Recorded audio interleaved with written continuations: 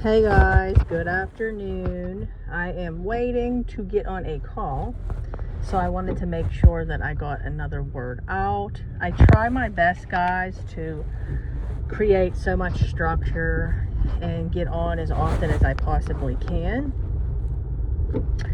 And I just want to let you all know that I am trying to do my best. I love you all so much, and I can't believe we finally hit 1,000 subscribers, and it's unbelievable to me because I really just didn't want to originally do this, and I see now how the Lord really is adamant. When He wants you to do something, He's going to make it be done. He's going to get you through it, and He's doing it day by day, and now I wouldn't have it any other way. I love you all so much. You're like my family, and you all mean the world to me. And I know I say that a lot, but I really want you guys to know. So, this word is inspired by a lot of the sessions I did this week on what I felt a lot of you are in as far as like the seasons go. So, I remember when I was told this, I didn't really understand it, but now I do, okay? And I understand it to a point to where I can now pick out when you guys are in a place to where you think that you're ready, but you're not. So something that I want you to ask yourselves right now to yourself that I'm going to ask, and you can either answer in the comments or you can just answer, yourself to yourself. But can God trust you to release your spouse to you? What do I mean by this? Okay, so when He releases them, okay, you got to ask yourself, when they come back, are you going to make them better or are you going to make them worse?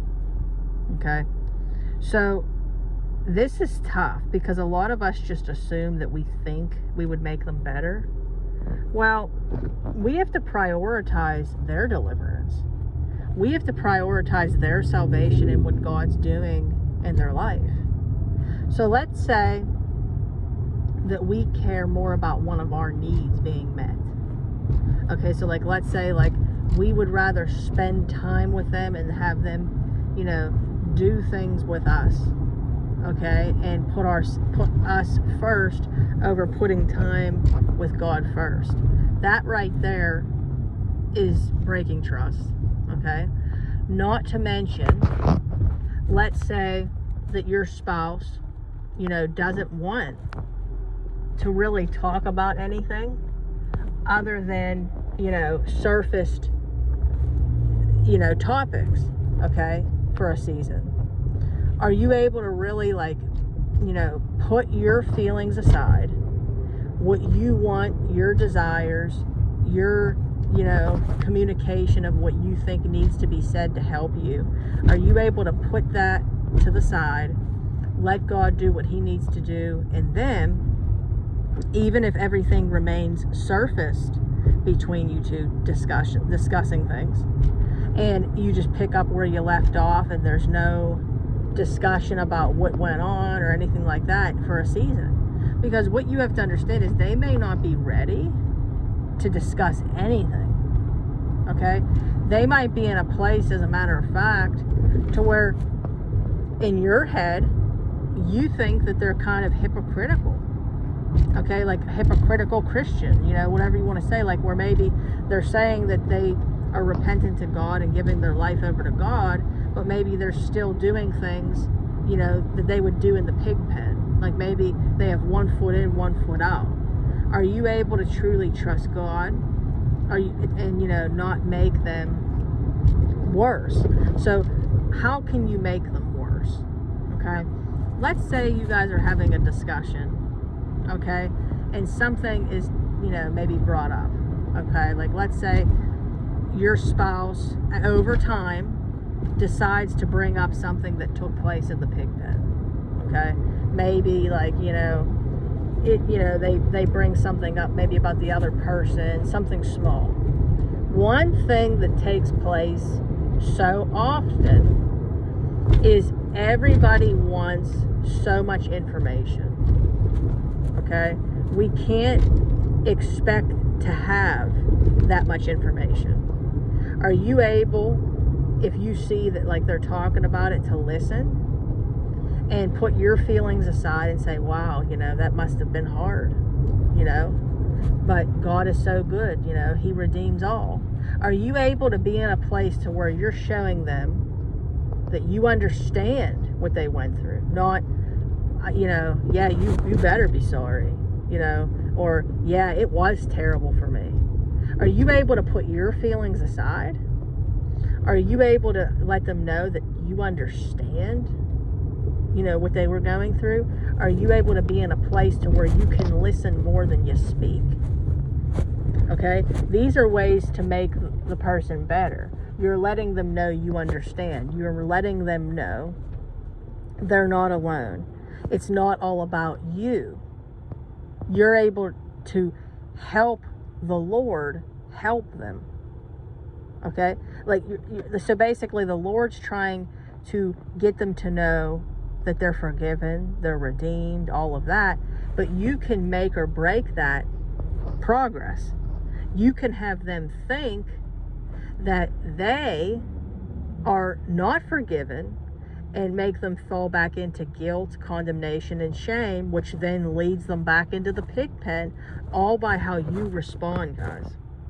So you got to ask yourself, can God trust you to release them? Are you going to have this puss on your face, and basically almost like, more or less, make yourself look miserable because you're not getting your way, and you're not getting them to kiss your butt? Are you able to act joyful, kind, loving, even when there's no apology, and let them know they're forgiven, and that you can just pick up right where you left off, and that you missed them, and that, treat them the way God would want you to treat them? Or are you going to be the person, that almost does the silent treatment and doesn't say much, waiting for them to talk? Okay? Of course, we have to be in a place to where we can receive them back and let them do a lot of the talking and, movement and things like that to make them feel comfortable. But we also shouldn't be in a place to where we're putting it all on them. We have to make them feel welcome, and feel comfortable. Because why would they want to stay somewhere they felt uncomfortable? Nobody would. Okay? And then this is something also, if you have kids, that you should have a discussion with your kids, okay? To let them know, to make them feel safe, okay? And make them feel comfortable. You want them to know that they can come back with open arms, just like the prodigal son's father. He let his son know that it was like a celebration that he was home, and that he felt welcome, and he felt comfortable, and wanted. This is what we need to do. We can't go overboard in making them feel like uncomfortable because we're being too all over them or anything like that. But we have to show them that they're forgiven, that they're redeemed, everything's wiped clean, all that. Now, even if they mess up, and when they mess up, you got to give it over to God at that point. You can't be looking for them to cater to you. So this is what I mean by, are you going to make them better, or are you going to make them worse?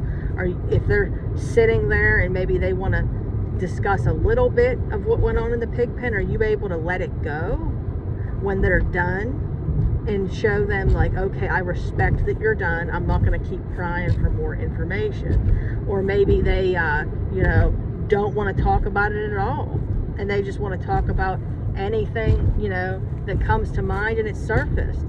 Can you respect them for that? Because see, God's going to make up for everything. God's going to give you, let's say something bothers you and you really need them to maybe address something particular, okay? He definitely will have that come to pass But you have to give him time. You have to give him time, because nothing happens overnight, guys. Now, some things can. We can't put God in a box, of course not.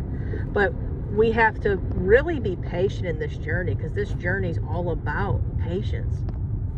And I've told you all this before, that when God says you're in restoration, they say it takes about 4 years. Okay? So this is something that's going to take time. And I want everybody to know that it takes time. So know that this is much more than your marriage. It's much more than your husband or your wife. Okay? And, something else that takes place is some prodigals come back, and they are in a place to where they have a hard time completely dropping the counterfeit altogether. Maybe they have a hard time blocking the counterfeit, or, putting the counterfeit away, or confrontation with the counterfeit. And maybe some of them, like Bob Steinkamp, still have a picture in their glove box. But one thing you have to understand, guys, is if you're going to make them worse, when God's telling them that they're forgiven and redeemed, and he's working on them and meeting them where they're at, he's not going to give them back to you. He's not going to give them back to you, guys. I know this. You can ask anybody. This is how false starts happen. So, anyways, guys, I hope that this, blessed you, this word. I just felt like it needed to be said, because I've had this discussion with quite a few people, actually, this week. I also want to apologize. I'm in the car. So if you heard any bumps or anything like that, I am in the car filming. Again, I appreciate all of you. I got to do what I got to do. I was just talking to my clients about this today. I am spread so far, guys. I'm spread so far. I'm trying to maintain helping my family, YouTube, TikTok, clients, coming up with, what's the word for it, ideas for the ministry, getting back to all of you guys. There's just a lot that goes into this. So I appreciate my son's in school, obviously. I appreciate all this. So, and you guys all being so patient and so supportive. You all mean so much to me. I hope you all have a wonderful day. I will get back on here as soon as possible. Again, if you guys have any questions, you can leave them in the comments, and I will answer them. So if you guys could please like the video, please leave a positive comment. It helps out big time. If you would like to work with me, you can email me at deadmarriagesredeemed@gmail.com. I repeat, deadmarriagesredeemed@gmail.com. And then we have a wonderful support group. Come on over. Dead Marriages Redeemed. Come join the community. We have a wonderful group. Don't do this alone, guys. I know that the holidays are coming, and you guys are probably in down spots. But remember, everything ends, and this too shall pass. All right, guys. You have a wonderful day. Bye.